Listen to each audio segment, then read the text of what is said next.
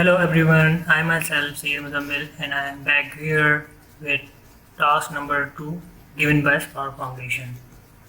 As I mentioned earlier, my video, this notebook provided by Celsius Private Limited.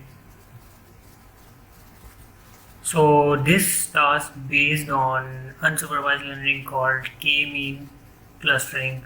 Cluster is nothing but grouping of two variable, predicted variable or non-predicted variable as well. So let's begin.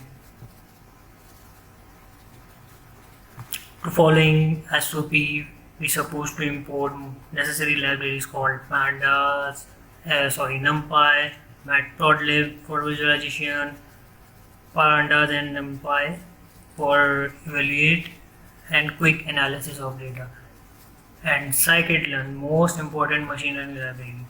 So what we are going to do is to predict and work on iris data which is built in scikit-learn library. You can call it by using this syntax.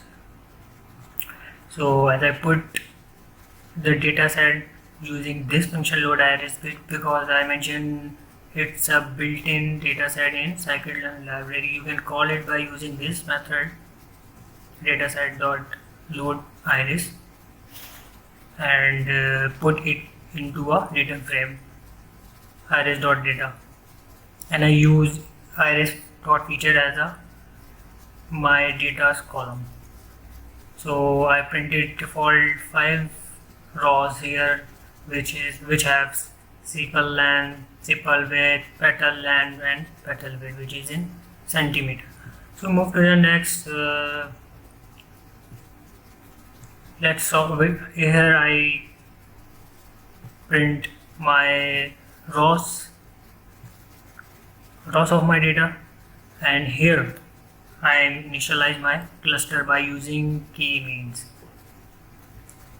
Here I apply for loop, and by using k-mean clustering method by scikit-learn, I use number of cluster came from here from for loop. As I mentioned, the range starts from 1 to 11, but it's end to 10.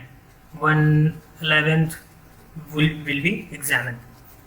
So initialize k-mean cluster. What does that mean? Is this ensure a smarter way to centroid, improve the quality of clustering. Maximum iteration per loop is 300. As I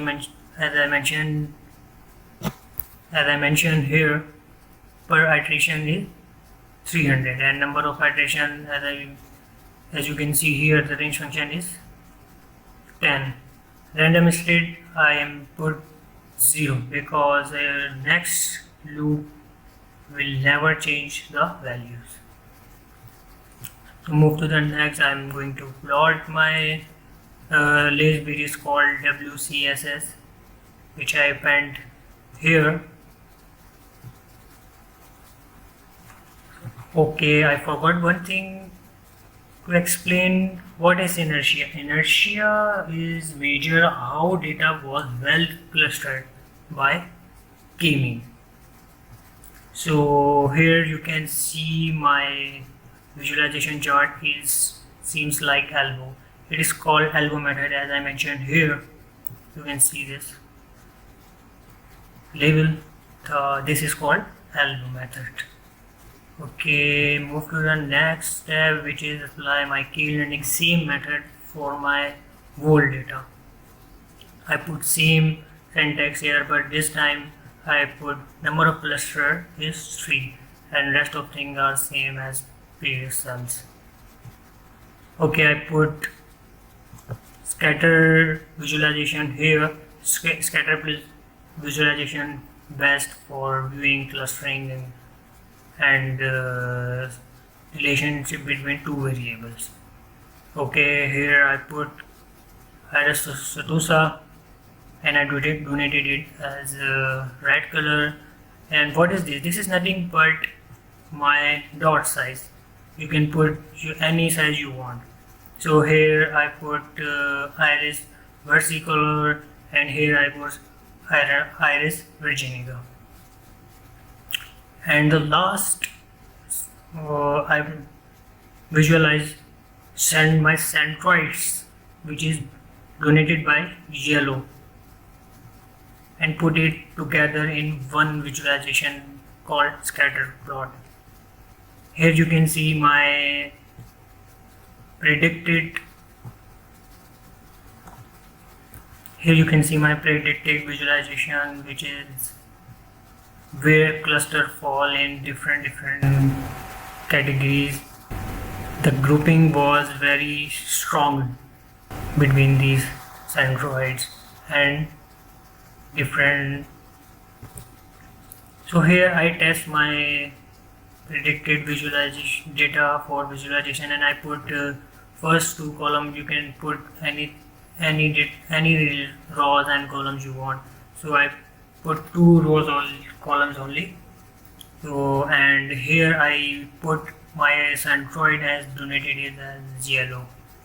So here you can see my group are falling, but some are falling here, which I donated is green, which is Iris virginica, and here you can see the red are falling middle from the red, starting from here and end in here, which is Iris virginica. But as you can see, the Iris versicolor is almost changed from the different irises. As you can see, the maximum cluster was made here, but Iris versicolor totally different from others. So here are task number 2. If you like this, please like this video, and see you in a task number 3. Thank you so much for watching.